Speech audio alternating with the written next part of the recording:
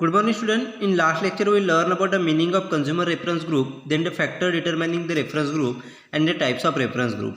In today's lecture we learn about the factor that affect the reference group influence and selected consumer related reference group. So we start with first factor that affect the reference group influence. तर या ठिकाणी आपल्या लक्षात येईल की वेगळ्या प्रकारचे जे काही रेफरन्स ग्रुप आहेत ते कन्झ्युमर बिहेवियर ठिकाणी आपल्याला इन्फ्लुएन्स करताना दिसून येतात की त्याच्यावरती आपल्याला इफेक्ट करताना दिसून येतात. हे कन्झ्युमर बिहेवियरचं जे काही इन्फ्लुएन्स आहे त्याच्यावरती देखील काही फॅक्टर जे आहेत ते अफेक्ट करत असतात. म्हणजेच कन्झ्युमर बिहेवियरवरती रेफरन्स ग्रुपच्या माध्यमातून जे काही इन्फ्लुएन्स त्या ठिकाणी केला जातं त्याच्यावरती काही फॅक्टर जे आहेत ते अफेक्ट करत असतात. मग हे फॅक्टर कोणकोणते आहेत आणि ते कशा पद्धतीने अफेक्ट करत असतात ते आपण आता पुढे पाहणार आहोत. So the first is information and experience. Person who are well informed and experienced are self-dependent and self-supportive when it comes to the making buying decision. In case of person who are lacking in this skill will seek a expert opinion from others whom they consider as a informational. A young person wanting to buy a laptop will either collect all information and be confident to make a right purchase. If he is lacking in this, he will seek a help from the knowledgeable friend or the relatives or may follow the effective ad campaign. तर या ठिकाणी first आपल्याला factor दिले तो म्हणजेच information and experience. म्हणजेच जर समजा एखादी व्यक्ती ही एखाद्या स्पेसिफिक एरियामध्ये जर त्या ठिकाणी चांगल्या पद्धतीचं इन्फॉर्मेशन असेल, चांगल्या पद्धतीचं एक्सपिरियन्स त्या ठिकाणी आला असेल किंवा एखाद्या प्रोडक्टबद्दल चांगल्या पद्धतीची इन्फॉर्मेशन ही त्या व्यक्तीकडे असेल किंवा चांगल्या पद्धतीचा एक्सपिरियन्स हा त्या व्यक्तीकडे असेल तर ज्यावेळेला ती व्यक्ती त्या एरियामधील किंवा एखादं प्रोडक्ट त्या ठिकाणी खरेदी करत असते त्यावेळेला ती व्यक्ती ही सेल्फ डिपेंडंट त्या ठिकाणी असलेली दिसून येते किंवा सेल्फ सपोर्टिव्ह त्या ठिकाणी आपल्याला असलेली दिसून येते. म्हणजे स्वतःचे डिसिजन हे स्वतःच त्या ठिकाणी असलेल्या इन्फॉर्मेशनवरती घेत असते. म्हणजेच जर समजा एखादा इलेक्ट्रिशियन असेल तर इलेक्ट्रिशियन हा त्या ठिकाणी इलेक्ट्रिकल प्रोडक्ट खरेदी करताना सेल्फ डिपेंडंट किंवा सेल्फ सपोर्टिव्ह असलेला दिसून येतो. कारण इलेक्ट्रिक प्रोडक्टबद्दल इन्फॉर्मेशन ही त्या इलेक्ट्रिशियनकडे आपल्याला असलेली दिसून येते. मग त्याच्याबद्दल एक्सपिरियन्स असेल किंवा योग्य ती इन्फॉर्मेशन त्या व्यक्तीकडे असते. त्यामुळे इलेक्ट्रिक प्रोडक्ट खरेदी करताना एखादा इलेक्ट्रिशियन आहे तो आपल्याला सेल्फ डिपेंडंट किंवा सेल्फ सपोर्टिव्ह आपल्याला असलेला दिसून येतो. स्वतः ठिकाणी बाईंग डिसिजन आपल्याला घेताना दिसून येते त्याच्याकडे असलेल्या इन्फॉर्मेशनवरून. परंतु जर समजा एखादी व्यक्ती असेल त्याच्याकडे कोणत्याही प्रकारची इन्फॉर्मेशन त्या ठिकाणी नसेल किंवा एखादा एरिया असेल किंवा एखादा स्पेसिफिक प्रोडक्ट असेल त्याच्याबद्दल त्या ठिकाणी इन्फॉर्मेशन त्या ठिकाणी नसेल मग ती व्यक्ती काय करते तर जी व्यक्ती ठिकाणी इन्फॉर्मेशनल असेल किंवा त्या सेक्टरबद्दल इन्फॉर्मेशन असणाऱ्या व्यक्तीकडून त्या ठिकाणी गायडन्स घेत असते किंवा त्याच्याकडून इन्फॉर्मेशन कलेक्शनचं काम हे केलं जातं. म्हणजेच फॉर एक्झाम्पल समजा जर एखादा यंग पर्सन आहे त्याला लॅपटॉप खरेदी करायचा आहे तर लॅपटॉप खरेदी करण्यासाठी तो अगोदर त्या ठिकाणी इन्फॉर्मेशन जी आहे ती कलेक्ट करेल. म्हणजे स्वतः ठिकाणी इन्फॉर्मेशन कलेक्ट करण्याचा प्रयत्न करेल. त्याच्यानंतर तो इन्फॉर्मेशन कलेक्ट केल्याच्यानंतर त्याला जर योग्यरित्या कॉन्फिडन्स मिळत असेल की योग्यरित्या इन्फॉर्मेशन मिळाली असेल तरच तो परचेस त्या ठिकाणी करताना आपल्याला दिसून येतो. म्हणजेच त्याच्या नॉलेजच्या बेसवरती आपल्याला प्रोडक्ट हे खरेदी केलेलं दिसून येतं. परंतु जर त्याकडे चांगल्या पद्धतीची इन्फॉर्मेशन त्याला मिळत नसेल तर यावेळेला काय करतो तर त्याचे जे काही फ्रेंड्स असतील किंवा त्याचे जे काही रिलेटिव्ह असतील यांच्याकडून त्या ठिकाणी इन्फॉर्मेशन ही कलेक्ट करत असतो जेणेकरून त्यांच्याकडे त्यांना आले जे काही एक्सपिरियन्स असेल म्हणजे त्याचे रिलेटिव्ह असतील किंवा त्यांचे फ्रेंड्स असतील यांना जे काही आलेली एक्सपिरियन्स असेल त्या प्रोडक्टबद्दल किंवा त्यांच्याकडे असलेली इन्फॉर्मेशन जी आहे ही कलेक्ट केली जाते. किंवा एखादं ॲड कॅम्पेन असेल म्हणजेच एखाद्या कंपनीकडून ॲड कॅम्पेन जे केलं जातं मग हे ॲड कॅम्पेन फॉलो करून त्यानुसार आपल्याला प्रोडक्ट हे खरेदी केलेले दिसून येतात. अशा पद्धतीने जी काही रेफरन्स ग्रुपकडे असणारी जी काही इन्फॉर्मेशन असेल किंवा त्याच्याकडे असणारे जे काही एक्सपिरियन्स असेल याचा इफेक्ट हा ठिकाणी आपल्याला कन्झ्युमर बिहेवियरवरती झालेला दिसून येतो. Next is credibility. When a person want to collect the information about the product or the services he will look up to the opinion express by the person whose opinion is respected. For example, looking for the legal advice, a person will approach a lawyer who command a higher credibility in this area of knowledge. Next ठिकाणी आपल्याला factor दिला तो म्हणजेच credibility म्हणजेच विश्वासार्हता. म्हणजे ज्यावेळेला आपण एखाद्या एरियाबद्दल किंवा एखाद्या स्पेसिफिक प्रोडक्ट असेल किंवा एखादं स्पेसिफिक सर्व्हिस असेल त्याच्याबद्दल ज्यावेळेला इन्फॉर्मेशन आपण कलेक्ट करत असतो त्यावेळेला कोणाची मदत त्या ठिकाणी घेत असतो तर ज्या व्यक्तीचा ओपिनियन किंवा ज्या व्यक्तीची जी काही इन्फॉर्मेशन शेअरिंग असेल ही रिस्पेक्टेड असते त्याच व्यक्तीकडून आपण त्या ठिकाणी त्याची ओपिनियन हे त्या ठिकाणी आपण फॉलो करत असतो. म्हणजेच थोडक्यात फॉर एक्झाम्पल सांगायचं झालं तर एखादा लिगल ॲडवाईस त्या ठिकाणी आपल्याला हवा असेल म्हणजेच एखाद्या लिगल थिंगबद्दल किंवा एखादी लिगल गोष्ट त्या ठिकाणी आपल्याला हवी असेल किंवा लिगल ॲडवाईस त्या ठिकाणी हवा असेल तर त्यावेळेला वेगळ्या व्यक्ती काय करत असतात तर जो कोणी लॉयर असेल त्याच्याकडून त्या ठिकाणी ॲडवाईस आपल्याला घेताना दिसून येतात. कारण लॉयर जो आहे त्याला त्या एरियाबद्दल जे काही नॉलेज आहे त्याची विश्वासार्हता जी आहे ती आपल्याला मोठ्या प्रमाणात असलेली दिसून येते. कारण लॉयरला त्या ठिकाणी जे काही नॉलेज असेल, वेगळ्या प्रकारचे लॉज असतील किंवा जे काही लिगल ॲडवाईस असेल त्याच्याबद्दलचं नॉलेज हे त्या ठिकाणी लॉयरला मोठ्या प्रमाणात असलेलं दिसून येतं. त्यामुळे त्या ठिकाणी आपल्याला कोणत्या प्रोडक्टबद्दल किंवा कोणत्या सर्व्हिसबद्दल इन्फॉर्मेशन हवी आहे त्याच्यानुसार त्या ठिकाणी आपल्याला जो कोणी गायडन्स आहे किंवा जो कोणी गाईड आहे तो आपल्याला चेंज झालेला दिसून येतो. म्हणजे स्पेसिफिक एरियाबद्दल नॉलेज घेत असताना त्या एरियामधला जो काही एक्सपर्ट आहे ज्याचे ओपिनियन जे आहे ते रिस्पेक्टेड असतात, म्हणजे ज्याचे ओपिनियनचा रिस्पेक्ट त्या ठिकाणी इतर लोकांकडून केला जातो, अशा प्रकारचे जे काही लोकांचे ओपिनियन असतील तेच त्या ठिकाणी आपल्याला फॉलो केलेले दिसून येतात. अशा पद्धतीने रेफरन्स ग्रुपची जी काही क्रेडिबिलिटी आहे, म्हणजे जी काही विश्वासार्हता आहे त्याचा देखील कन्झ्युमर बिहेवियरवरती आपल्याला इफेक्ट झालेला दिसून येतो. Next is power groups. Power groups represent the people with the dominating personality. They are the successful in the lives and the others are the prepared to follow their lifestyle. Consumer may follow them but they will not change their attitude. तर नेक्स्टच्या ठिकाणी आपल्याला factor दिला तो म्हणजेच power groups. तर power groups म्हणजेच कोणते, तर अशा प्रकारच्या व्यक्ती ज्यांचं लाईफस्टाईल ही त्या ठिकाणी आपल्याला किंवा त्यांची पर्सनॅलिटी जी आहे ही डॉमिनेटिंग पर्सनॅलिटी त्या ठिकाणी आपल्याला असलेली दिसून येते. म्हणजेच अशा प्रकारची लोक जी लाईफमध्ये आपल्याला सक्सेसफुल झालेली दिसून येतात. म्हणजेच त्यांना लाईफमध्ये ज्या ज्या गोष्टी करायच्या असतात त्या सर्व गोष्टी करून त्या लाईफमध्ये आपल्या सक्सेसफुल झालेली दिसून येतात. अशा प्रकारचा जो काही ग्रुप आहे त्याला सर आपण पॉवर ग्रुप असं म्हटलं जातं. मग ही जी काही पॉवर ग्रुपमधली लोकं आहेत त्यांची लाईफस्टाईल जी आहे ही इतर लोक ही फॉलो करण्यासाठी आपल्याला तयार असलेली दिसून येतात. म्हणजे जी काही सक्सेसफुल व्यक्ती असतील त्यांची जी काही लाईफस्टाईल असेल ही इतर व्यक्तींच्या माध्यमातून आपल्याला फॉलो केलेली दिसून येतात. परंतु जर बघितलं तर आपल्या लक्षात येईल कन्झ्युमर जे आहेत हे त्या लोकांची जी काही लाईफस्टाईल आहे ती फॉलो करत असतात, परंतु कन्झ्युमर आपला ॲटिट्यूड कधीही चेंज करत नाहीत. म्हणजे जरी त्या ठिकाणी पॉवर ग्रुपमधील लोकांना कन्झ्युमर हे फॉलो करत असतील तरी देखील त्यांचा ॲटिट्यूड हा आपल्याला चेंज झालेला दिसत नाही. अशा प्रकारे पॉवर ग्रुप जे आहेत त्याचा देखील आपल्या कन्झ्युमर बिहेवियरवरती इफेक्ट झालेला दिसून येतो. Next is attractiveness. Poise is a dignified and a self assume manner. Person in the public life are expected to maintain a sound poise so as to influence others who find them attractive and desire to copy their dressing up, speech, manners and the mannerism. For example, air hostess and the person working in the hospitality industry. तर next ठिकाणी आपल्याला factor दिला तो म्हणजेच अट्रॅक्टिव्हनेस. तर अट्रॅक्टिव्हनेसमध्ये शांतता हा सगळ्यात महत्त्वाचा भाग त्या ठिकाणी आपल्याला असलेला दिसून येतो. म्हणजेच आपले मॅनर्स असतील हे त्या ठिकाणी आपल्याला सेल्फ अज्युम करण्यासाठी असेल किंवा डिग्निफाईड त्या ठिकाणी करण्यासाठी ठिकाणी पॉईज शांतता ही सगळ्यात महत्त्वाची ठिकाणी आपल्याला असलेली दिसून येते.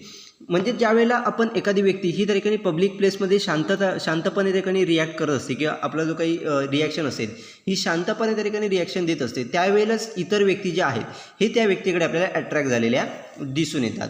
म्हणजेच फॉर एक्झाम्पल सांगायचं तर एखादी व्यक्ती ज्यावेळेला समाजामध्ये किंवा पब्लिकमध्ये स्पीच देत असते त्यावेळेला अग्रेसिव्ह पद्धतीने जर स्पीच दिलं तर लोक त्या ठिकाणी अट्रॅक्ट होत नसतात. परंतु जर शांतपणे त्या ठिकाणी त्या गोष्टी समजावून सांगितल्या गेल्या तर लोक जी आहेत ती त्या व्यक्तीकडे आपल्याला अट्रॅक्ट झालेली दिसून येतात. आणि अट्रॅक्ट झाल्यामुळे त्या ठिकाणी त्यांची जी काही ड्रेसिंग असेल, म्हणजेच त्या व्यक्तीचं काही ड्रेसिंग असेल किंवा त्याचे काही स्पीच असेल किंवा त्याचे काही मॅनर्स असतील किंवा त्याचं मॅनरिझम जे आहे ते इतर व्यक्तींकडून फॉलो केलं जातं. म्हणजेच फॉर एक्झाम्पल सांगायचं तर एखादी व्यक्ती जर त्या ठिकाणी पब्लिकमध्ये बोलत असताना जर ॲग्रेसिव्ह पद्धतीने बोललं तर कोणत्याही इतर व्यक्ती जे आहेत हे त्याला फॉलो करत नाहीत. परंतु तीच व्यक्ती जर अगदी शांतपणे त्या व्यक्तींबरोबर इंटरॅक्शन करत असेल तर इतर व्यक्ती त्याला फॉलो करताना आपल्याला दिसून येतात. मग त्याचे मॅनर्स असेल, त्याचा स्पीच असेल किंवा इतर ज्या काही गोष्टी असतील त्या व्यक्तीकडून आपल्याला इतर व्यक्ती आपल्याला फॉलो करताना दिसून येतात. म्हणजेच फॉर एक्झाम्पल सांगायचं झालं तर एअर होस्टेस असेल किंवा हॉस्पिटॅलिटी इंडस्ट्रीमध्ये वर्क करणारे जे काही व्यक्ती असतील त्या जर अग्रेसिव्ह पद्धतीने त्या ठिकाणी जर रिॲक्शन देत असतील तर त्यांना कोणी फॉलो करत नाही किंवा त्यांचे इन्स्ट्रक्शन्स फॉलो केले जात नाही. परंतु जर त्या ठिकाणी शांतपणे त्या ठिकाणी इन्स्ट्रक्शन्स दिले गेले तर त्या ठिकाणी सर्व व्यक्ती जे आहेत ते आपल्याला फॉलो करताना दिसून येतात. अशा पद्धतीचा अट्रॅक्टिव्हनेस जो आहे हा त्या ठिकाणी रेफरन्स ग्रुपच्या माध्यमातून प्रोव्हाइड केला जातो आणि त्याचा देखील आपल्याला इफेक्ट हा त्या ठिकाणी आपल्या कन्झ्युमर बिहेवियरवरती आपल्याला झालेला दिसून येतो. Next is conspicuousness of the product. Conspicuous is something easily seen which attract the attention.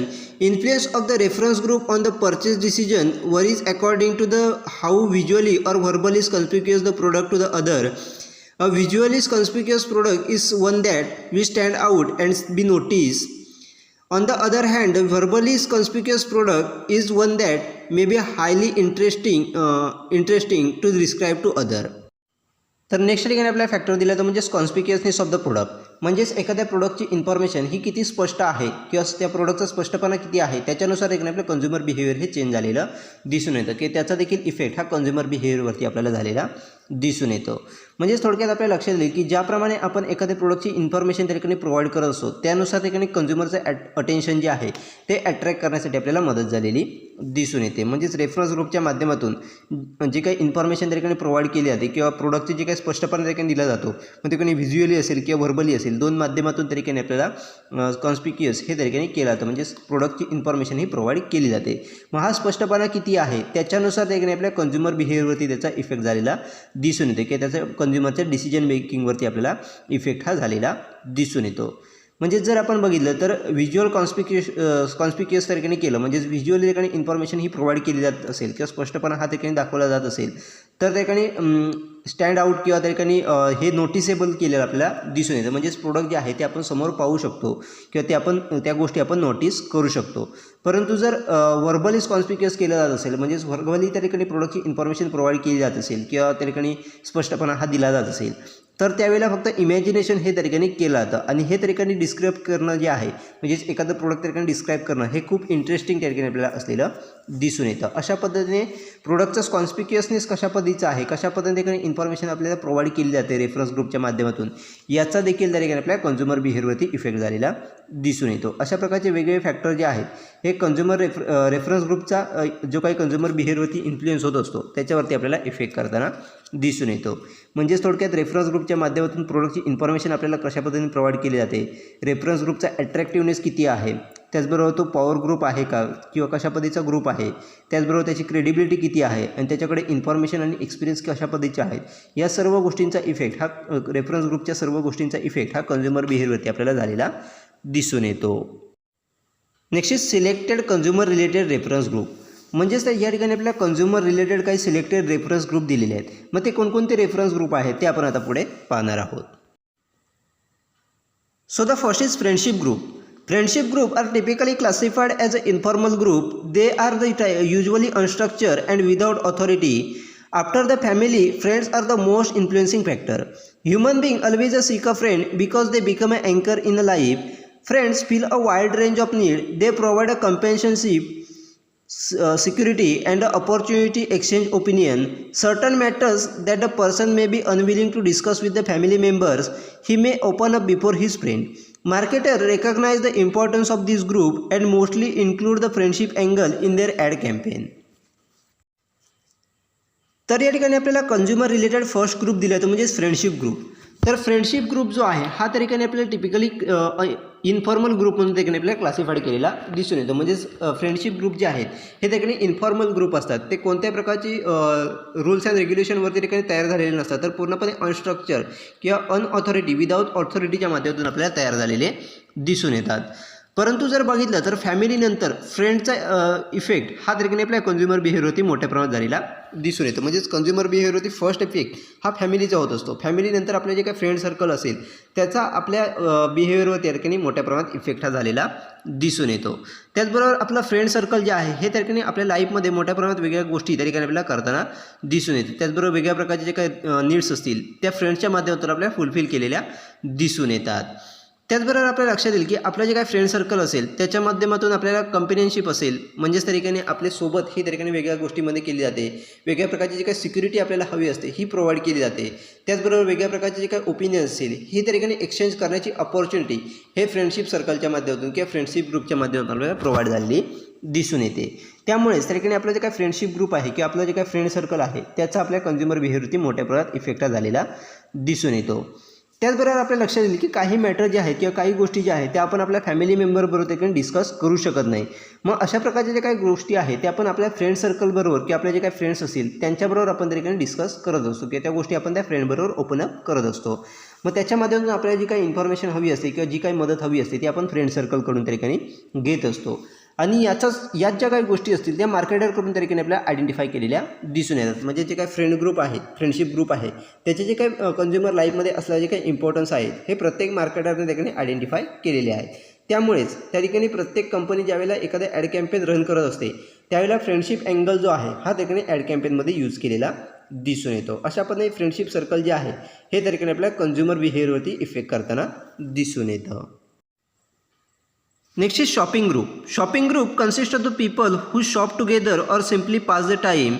Such a group may emerge out of friendship group. They are the often called the purchase pulse. For example, women wish to shop in the group not only because of the security reason but to get a benefit of the collective wisdom. In the company of the purchase pulse, there is a lesser chance of the being cheated. तर next ठिकाणी आपल्याला group दिला तो म्हणजे shopping group. तर shopping group म्हणजेच कोणता, तर अशा प्रकारचे ग्रुप ज्या ठिकाणी वेगळ्या प्रकारच्या ज्या काही गोष्टी खरेदी करत असताना तो ग्रुप जो आहे तो एकत्र जाऊन त्या ठिकाणी वेगळ्या गोष्टी या खरेदी करत असतो.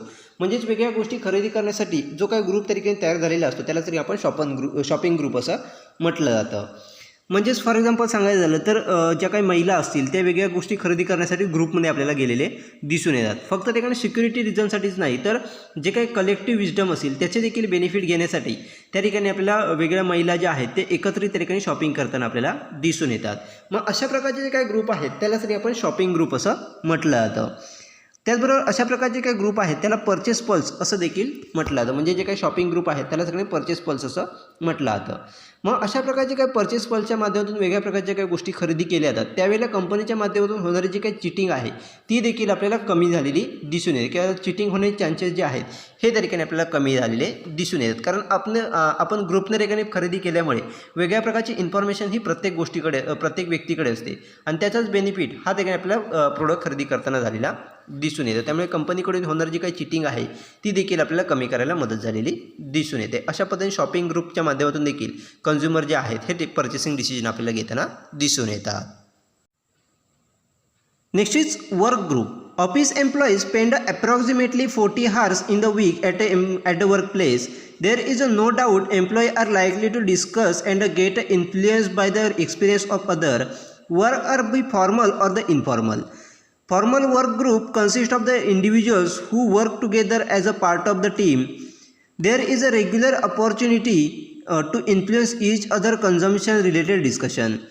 Informal work group consists of the people who have developed a friendship as a result of working in the same organization.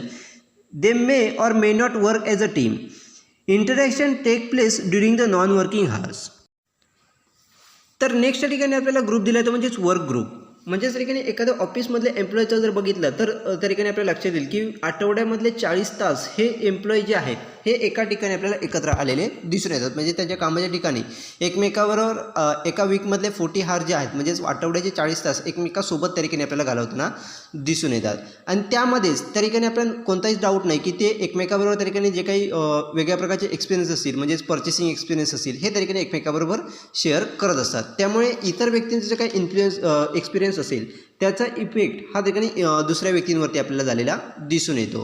म्हणजे ज्या वेळेला एखादी व्यक्ती ही एखादं प्रोडक्ट खरेदी करत असते आणि त्याचा जो काही एक्सपिरियन्स असेल त्याचा इफेक्ट हा ठिकाणी इतर व्यक्ती ज्या वेळेला ते प्रोडक्ट खरेदी करत असतात त्याच्यावरती आपल्याला झालेला दिसून येतो. कारण त्यांनी आपला जो काही एक्सपिरियन्स असेल तो एकमेकांबरोबर त्या ठिकाणी आपल्याला शेअर केलेला दिसून येतो.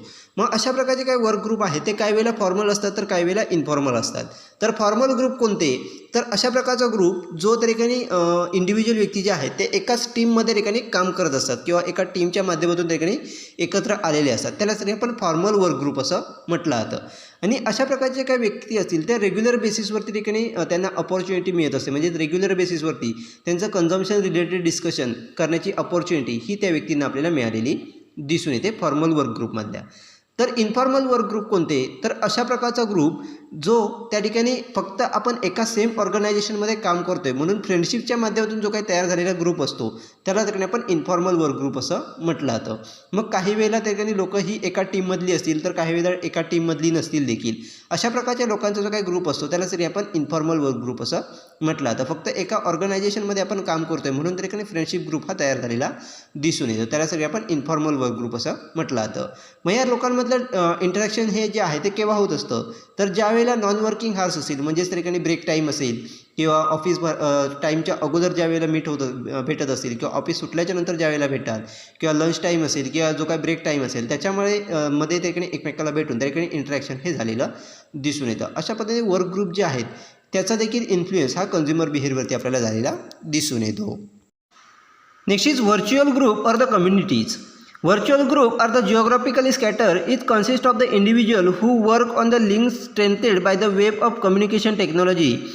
Virtual group are the small temporary group consisting of the knowledgeable people. They coordinate the work by the making a use of advanced communication technology. The cost of communication is negligible. People interact on the issue of mutual interest and establish the network of relationship. Social networking is a major example of the virtual group. Person exchange the opinion and the experience which influence their buying behavior. Member may never meet face to face. तर next या ठिकाणी आपल्याला group दिला आहे तो म्हणजेच virtual group और communities. तर व्हर्च्युअल ग्रुप हे त्या ठिकाणी आपल्याला जिओग्राफिकली स्कॅटर म्हणजे जिओग्राफिकली जर विचार केला तर हे पूर्णपणे आपल्याला विस्तारित असलेले दिसून येतात. परंतु वेगळ्या प्रकारचे जे काही कम्युनिकेशन टेक्नॉलॉजी जे आहेत याच्या माध्यमातून हा ग्रुप जो आहे हा त्या ठिकाणी आपल्याला तयार झालेला दिसून येतो. म्हणजे त्या ठिकाणी वेगळ्या प्रकारच्या टेक्नॉलॉजीचा यूज करून जे काही नॉलेजेबल पीपल आहेत किंवा जे काही एक्सपर्ट त्या ठिकाणी एकत्र येत असतात हा त्याला सर आपण व्हर्च्युअल ग्रुप असं म्हटलं जातं. आणि हा ग्रुप जो आहे तो अगदी लहान आणि टेम्पररी ग्रुप त्या ठिकाणी आपल्याला असलेला दिसून येतो. त्याचबरोबर आपल्याला लक्षात येईल की अशा प्रकारची ग्रुप जे आहेत हे त्यांचं कम्युनिकेशन जे आहे की त्यांचे जे काही कामं असतील हे वेगळ्या प्रकारचे काही ॲडव्हान्स कम्युनिकेशन टेक्नॉलॉजी आहेत त्याचा यूज करून त्या ठिकाणी आपल्याला केलेला दिसून येतो. आणि याच्यामध्ये जे काही कम्युनिकेशन कॉस्ट जी आहे ती देखील अगदी निग्लिजिबल किंवा अगदी कमी असलेली आपल्याला दिसून येते. तर या ग्रुपमधील लोक जे आहेत ही वेगळ्या प्रकारचे जे काही इश्यू असतील म्हणजे ज्या सिमिलर इश्यू असतील किंवा जे काही व्यक्तींमधले जे काही सिमिलर इश्यू असतील हे त्या ठिकाणी घेऊन त्याच्यावरती आपल्याला डिस्कशन हे आपल्याला केलेलं दिसून येतं किंवा सेम इंटरेस्ट असलेले जे काही इश्यू असतील त्याच्यावरती मोठ्या प्रमाणात इंटरॅक्शन हे त्या ठिकाणी आपल्याला झालेलं दिसून येतं. आणि त्याच्या माध्यमातून रिलेशनशिप जी आहे ही त्या ठिकाणी आपल्याला तयार झालेली दिसून येते. तर सोशल नेटवर्किंग हे त्या ठिकाणी आपल्याला व्हर्च्युअल ग्रुपचं एक महत्त्वाचं एक्झाम्पल किंवा मेजर एक्झाम्पल आपल्याला असलेलं दिसून येतं. म्हणजे सोशल नेटवर्किंगच्या माध्यमातून जे काही लोक एकत्र येत असतात त्याला देखील आपण व्हर्च्युअल ग्रुप असं म्हणू शकतो. त्याचबरोबर अशा प्रकारच्या ग्रुपच्या माध्यमातून लोक जे आहेत ती वेगळ्या प्रकारचं कम्युनिकेशन टेक्नॉलॉजीचा यूज करून त्या ठिकाणी आपले जे काही ओपिनियन असतील किंवा आपले एक्सपिरियन्स जे असतील ते एकमेकांवर शेअर करत असतात आणि त्याचा इफेक्ट हा देखील आपल्याला कन्झ्युमर बाईंग बिहेवियरवरती झालेला दिसून येतो. आणि या ग्रुपमधील जे काही मेंबर जे आहेत ते कधीही त्या ठिकाणी आपल्याला फेस टू फेस त्या ठिकाणी इंटरॅक्शन करताना दिसत नाहीत. अशा प्रकारचे जे काही ग्रुप आहेत त्याला सगळे आपण व्हर्च्युअल ग्रुप असं म्हणू शकतो. म्हणजेच फॉर एक्झाम्पल सांगायचं झालं तर सध्या कोविडच्या सिच्युएशनमध्ये वेगळ्या प्रकारचे काही क्लासेस असतील किंवा वेगळ्या प्रकारचे काही इन्स्टिट्यूशन्स असतील हे त्या ठिकाणी आपल्याला व्हर्च्युअली किंवा इंटरनेटचा यूज करून किंवा वेगळ्या प्रकारचे जे काही लिंक्स असतील म्हणजे झूम ॲप असेल किंवा गुगल मीट असेल याच्या माध्यमातून आपल्याला प्रमोशन करताना दिसून येतात. मग अशा प्रकारचे काही ग्रुप आहेत त्याला सगळे आपण व्हर्च्युअल ग्रुप असं म्हणू शकतो. आणि याचा देखील त्या ठिकाणी आपल्याला कन्झ्युमर बिहेवियरवरती इफेक्ट झालेला दिसून येतो. Next is brand communities. Brand communities is form on the basis of attachment to the product. Among the concept developed to explain the behavior of the consumer, the concept of the brand community focus on the connection between the consumer. Brand community is the self-selected group sharing of the system of values, group sharing system of the values, standard, culture, and the recognizing the brand of membership with each other. Brand communities are characterized by the shared consequences, rituals, traditions, and the moral responsibilities. तर next या ठिकाणी आपल्याला group दिले तो म्हणजेच brand communities. तर brand community जे आहेत हे केव्हा तयार होत असतात तर एका स्पेसिफिक प्रोडक्टबद्दल किंवा एका स्पेसिफिक ब्रँडबद्दल ज्यावेळेला लोक अटॅच होत असतात त्यावेळेला जो काही ग्रुप त्या ठिकाणी तयार झालेला असतो त्याला आपण ब्रँड कम्युनिटी असं म्हटलं जातं. म्हणजे स्पेसिफिक प्रोडक्टसाठी जे काही ब्रँड त्या ठिकाणी मार्केटमध्ये असतात मग त्या प्रोडक्टचे जे काही ब्रँड असतील त्याच्यासाठी जे काही लोक एकत्र येत असतात त्याला आपण ब्रँड कम्युनिटी असं म्हटलं जातं. म्हणजेच फॉर एक्झाम्पल सांगायचं झालं तर आयपॅड असेल आयफोन असेल यासारखे प्रोडक्टसाठी एक सेपरेट मार्केट जे आहे हे तयार झालेलं आपल्याला दिसून येतं किंवा सेपरेट कन्झ्युमर ग्रुप जो आहे तो तयार झालेला आपल्याला दिसून येतो. मग अशा प्रकारचे स्पेसिफिक ब्रँडसाठी जे काही ग्रुप तयार झालेले आहेत त्याला सगळं आपण ब्रँड कम्युनिटीज असं म्हटलं जातं. तर याच्यामध्ये नेमकं काय होत असतं तर त्या ठिकाणी कन्झ्युमर बिहेवियर जे आहे हे त्या ठिकाणी डेव्हलप करण्यासाठी आपल्याला ब्रँड कम्युनिटीची मदत झालेली दिसून येते. आणि याच्या माध्यमातून कन्झ्युमर कनेक्शन जे आहे हे त्या ठिकाणी ब्रँड कम्युनिटीच्या माध्यमातून फोकस केलेलं दिसून येतं. म्हणजेच कन्झ्युमर टू कन्झ्युमर इंटरॅक्शन जे आहे एखाद्या स्पेसिफिक प्रोडक्टबद्दल असेल किंवा स्पेसिफिक ब्रँडबद्दल जे आहे हे मोठ्या प्रमाणात आपल्याला झालेलं दिसून येतं. आणि हे ब्रँड कम्युनिटीज जे आहेत हे ठिकाणी सेल्फ सिलेक्टेड ग्रुप असलेले आपल्याला दिसून येतात. आणि त्याच्या माध्यमातून वेगळ्या प्रकारचे जे काही व्हॅल्यूज असतील स्टँडर्ड असेल किंवा कल्चर असेल किंवा वेगळ्या प्रकारचे जे काही बॉन्ड्स असतील हे ठिकाणी मेंबरशिपचे बॉन्ड्स असतील हे ठिकाणी आपल्याला शेअर झालेले दिसून येतात. म्हणजेच ठिकाणी वेगळ्या प्रकारचे व्हॅल्यूज असतील किंवा वेगळ्या प्रकारचे काही स्टँडर्ड्स असतील कल्चर असेल हे ठिकाणी एकमेकाबरोबर ठिकाणी आपल्याला ब्रँड कम्युनिटीच्या माध्यमातून शेअर झालेले दिसून येतात. आणि याची मेंबरशिप ही प्रत्येक व्यक्ती ही इंडिव्हिज्युअली देखील आपल्याला सेल्फ सिलेक्टेड ठिकाणी आपल्याला घेताना दिसून येते. त्याचबरोबर आपल्या लक्षात येईल की ब्रँड कम्युनिटीच्या माध्यमातून वेगवेगळ्या प्रकारचे कॉन्सिक्वेन्सेस असतील किंवा रिच्युअल्स असतील किंवा वेगळ्या प्रकारचं ट्रॅडिशन असेल किंवा मॉरल रिस्पॉन्सिबिलिटी ज्या असतील या देखील आपल्याला शेअर झालेल्या दिसून येतात. अशा पद्धतीचे ब्रँड कम्युनिटीचे ग्रुप देखील त्याचा देखील आपल्याला कंझ्युमर बिहेवियरवरती इफेक्ट झालेला दिसून येतो. म्हणजे त्याच्या माध्यमातून एका प्रोडक्टबद्दल असेल किंवा एखाद्या ब्रँडबद्दल जी काही इन्फॉर्मेशन शेअर केली जाते त्याचा इफेक्ट त्या ठिकाणी कंझ्युमर बिहेवियरवरती होत असतो. Next is consumer action group. Consumer action group have arisen mainly to protect the interest of consumer. There are many instances where the consumer are exploited with the unethical approach to business. These groups try to provide a consumer product in a healthy and responsible manner.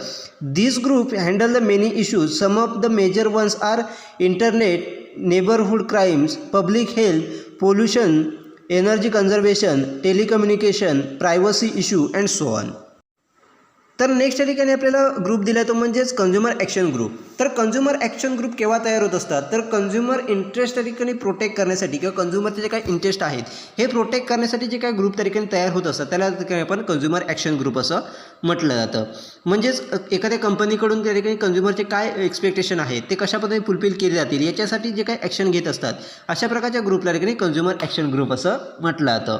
म्हणजेच थोडक्यात आपल्या लक्षात येईल की एखाद्या बिझनेसच्या माध्यमातून जर अनइथिकल त्या ठिकाणी अप्रोच त्या ठिकाणी प्रोव्हाइड केल्या जात असतील किंवा अनइथिकल गोष्टी ठिकाणी केल्या जात असेल तर त्याच्यावरती मात करण्यासाठी किंवा त्याच्यावरती कोणते निर्बंध घालण्यासाठी त्या ठिकाणी कंझ्युमर ॲक्शन ग्रुप हे त्या ठिकाणी आपल्याला तयार झालेले दिसून येतात. आणि याच्या माध्यमातून कंझ्युमरला हेल्दी प्रोडक्ट असतील त्याचबरोबर रिस्पॉन्सिबल मॅनरमध्ये त्या ठिकाणी प्रोडक्ट कशा पद्धतीने प्रोव्हाइड करता येईल याच्याकडे आपल्याला फोकस केलेला दिसून येतो. तर या ग्रुपच्या माध्यमातून वेगवेगळ्या प्रकारचे इश्यू जे आहेत हे हँडल केले जातात. मग ठिकाणी इंटरनेटसारखा इश्यू असेल त्याचबरोबर अपरिचित गुन्हे असतील किंवा पब्लिक हेल्थ असेल किंवा पोल्युशन असेल किंवा एनर्जी कन्झर्वेशन असेल, टेलिकम्युनिकेशन रिलेटेड जे काही प्रॉब्लेम असतील किंवा प्रायव्हसी इश्यू असेल याच्यासारखे वेगळ्या प्रकारचे जे काही कंझ्युमर रिलेटेड प्रॉब्लेम जे आहेत हे सॉल्व्ह करण्यासाठी आपल्याला कंझ्युमर ॲक्शन ग्रुप हे असलेले दिसून येतात. त्याच्या माध्यमातून ॲक्शन ही आपल्याला घेतलेली दिसून येते आणि याचा देखील त्या ठिकाणी कंझ्युमर बिहेवियरवरती आपल्याला इफेक्ट झालेला दिसून येतो. अशा पद्धतीचे वेगवेगळे ग्रुप जे आहेत हे कंझ्युमर रिलेटेड ग्रुप जे आहेत हे या ठिकाणी आपल्याला दिलेले आहेत. Next is social class and consumer behaviour. म्हणजे ज्या ठिकाणी आपल्या सोशल क्लास आणि कंझ्युमर बिहेवियर यांचा ठिकाणी रिलेशन कशा पद्धतीचं आहे किंवा सोशल क्लासचा कंझ्युमर बिहेवियरवरती कशापणे इफेक्ट होतो हे या ठिकाणी आपल्याला दिलेले आहे. ते आपण नेक्स्ट लेक्चरमध्ये पाहणार आहोत.